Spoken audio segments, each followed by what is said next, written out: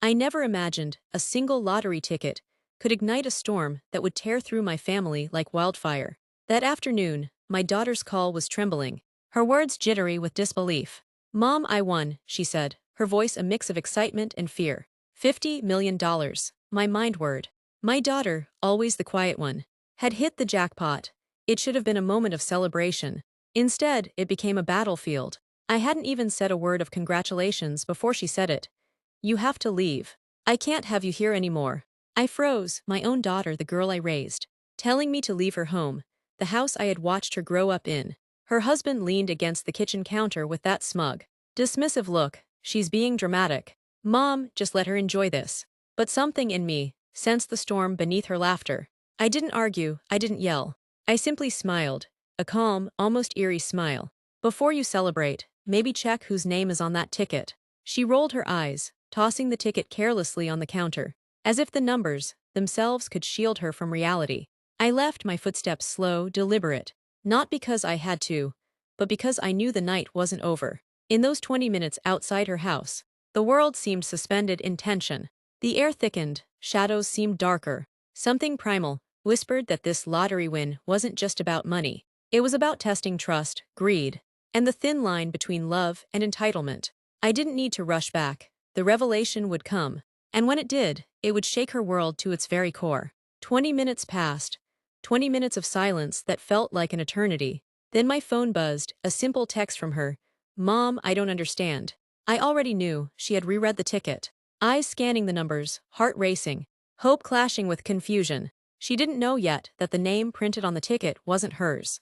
It was mine. I had quietly, almost theatrically, reminded her, but she hadn't believed it at first. The next morning, when I returned, the tension was palpable. Her smile had vanished. Her husband tried to step in, puffing up his chest. "This is ridiculous, that ticket is."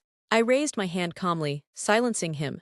"Look closer. Every ticket carries a name. This one carries mine." Her face went pale, a storm of emotions crossing her eyes: shock, fear, disbelief, even guilt. The house she thought was hers suddenly felt alien. Every object seemed to whisper the truth. Luck doesn't grant ownership. Greed doesn't overwrite reality. I didn't mock her, I didn't lecture. I simply let the truth settle, letting the weight of her actions press on her. Money changes people, I knew that. But witnessing it firsthand, watching someone I loved turn into a stranger in moments, was a lesson in human fragility. The lesson wasn't about wealth. It was about humility, respect, and the illusions people build around power.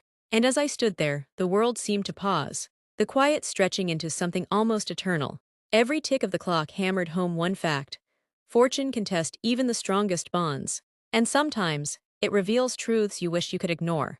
The house, once warm with laughter and memories, now felt cold, almost suffocating. Every glance my daughter threw at the ticket was a battle, denial clashing with reality. Her husband whispered reassurances that fell on deaf ears. "It's just a mistake, we can fix this." But I knew the truth. Some lessons cannot be fixed, they must be lived. I didn't rub my victory in her face. I didn't need to. My presence, calm and unwavering, spoke louder than words. Greed has a peculiar way of revealing itself. It hides behind excitement, ambition, and entitlement, but eventually, it surfaces, and I let it surface fully, watching her confront it. Every time she looked at the ticket, I saw the fear of losing control, the realization that wealth does not grant dominion over others. I let the silence stretch, the tension build, knowing this lesson would imprint on her forever. And as she sat there, overwhelmed by the truth, I realized something: money is a test, not just a prize. It reveals character, loyalty, and the depth of one's heart. This $50 million jackpot was never just about winning. It was about understanding consequences, integrity, and the fragility of trust. I smiled quietly, letting the lesson linger. The suspense wasn't just in the money, it was in the revelation of human nature. And I knew, every time she saw the word winner, she would remember this day, the day reality struck, and the illusion of ownership shattered completely. I had barely settled into my morning coffee when my daughter stormed into the kitchen, ticket trembling in her hand. Her face was pale, lips quivering, eyes wild with panic. "Mom, you can't do this. That money, it was supposed to be mine." I remained calm, setting my cup down gently. "The ticket has a name. That name isn't yours." Her laughter was hysterical, a sharp edge of desperation. "You're going to ruin everything. People will laugh, they'll People already know who won. I interrupted softly, meeting her gaze with unwavering certainty. And they'll respect it. You need to understand something. Money doesn't give you control over others. Respect does. Her hands shook violently, and I realized she was on the edge of doing something irrational. She pulled out her phone, making frantic calls, typing messages faster than I could follow. She was trying to gather allies, people who could somehow shift the balance in her favor. I watched her quietly, letting her exhaust herself. Greed, when left unchecked, can push a person into dangerous territory, and I had learned long ago not to intervene too early. Sometimes the lesson must play out fully. Finally, she collapsed into the chair, head in her hands. The realization had begun to sink in. She didn't have the power she thought she did. She had gambled not just her sense of fairness, but her trust, her moral compass. And now, she had nowhere to turn, except back to the truth she had tried so desperately to ignore. I said nothing, I simply watched, letting the storm rage inside her, while the house remained eerily silent. This was her reckoning, her moment of clarity, and it was far from over. That afternoon, a knock echoed through the quiet house. My daughter froze, terror flashing across her face. I opened the door. Outside stood a man in a crisp suit, sunglasses shielding his eyes, a briefcase in hand. "I hear there's been a complication," he said smoothly, almost too calm. Her panic intensified. Who is this? "Someone who can help, or complicate things further," he replied cryptically, stepping inside without waiting. My daughter tried to block him, but he moved with an authority that made resistance futile. I sensed danger immediately. This man wasn't just curious, he was strategic. Money has a way of attracting predators, and $50 million is a beacon. "You don't understand," she whispered, her voice trembling. He works for people who—" I cut her off. "I understand perfectly. And I also know that panic and greed make people reckless. That includes you." The stranger opened his briefcase, revealing stacks of documents and envelopes. "We need to verify the winner," he said smoothly, his eyes flicking to my daughter. "Because mistakes can be costly." Her hands shook, the room felt charged. Electricity in the air. One wrong move, one impulsive decision, and everything could spiral out of control. The suspense was tangible, almost suffocating. I smiled slightly. Let the truth unfold. Money may attract the opportunistic, but character defines the winner. And in that moment, I knew the real battle wasn't for the ticket. It was for the soul of everyone involved. Hours passed. The stranger's presence was a constant tension, a reminder that $50 million changes everything. My daughter grew increasingly frantic, making desperate attempts to manipulate him, to prove the ticket was hers. But every move she made only confirmed her mistake.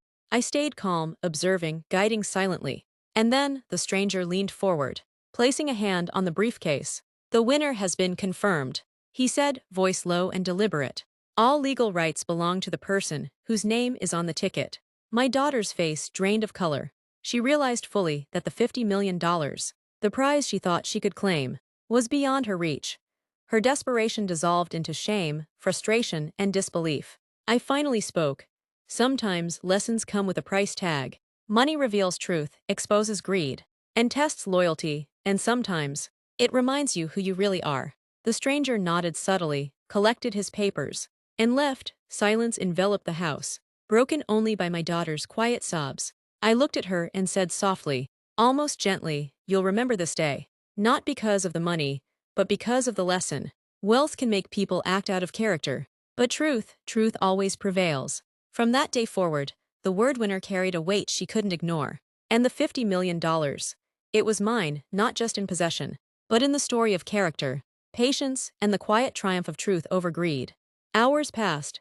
The stranger's presence was a constant tension, a reminder that $50 million changes everything. My daughter grew increasingly frantic, making desperate attempts to manipulate him, to prove the ticket was hers. But every move she made only confirmed her mistake. I stayed calm, observing, guiding silently. And then, the stranger leaned forward, placing a hand on the briefcase. "The winner has been confirmed," he said, voice low and deliberate. "All legal rights belong to the person whose name is on the ticket." My daughter's face drained of color. She realized fully that the $50 million, the prize she thought she could claim, was beyond her reach. Her desperation dissolved into shame, frustration, and disbelief. I finally spoke. "Sometimes lessons come with a price tag. Money reveals truth, exposes greed, and tests loyalty, and sometimes, it reminds you who you really are. The stranger nodded subtly, collected his papers, and left. Silence enveloped the house, broken only by my daughter's quiet sobs. I looked at her and said softly, almost gently, "You'll remember this day. Not because of the money, but because of the lesson. Wealth can make people act out of character, but truth always prevails." From that day forward, the word winner carried a weight she couldn't ignore. And the $50 million. It was mine, not just in possession, but in the story of character, patience, and the quiet triumph of truth over greed.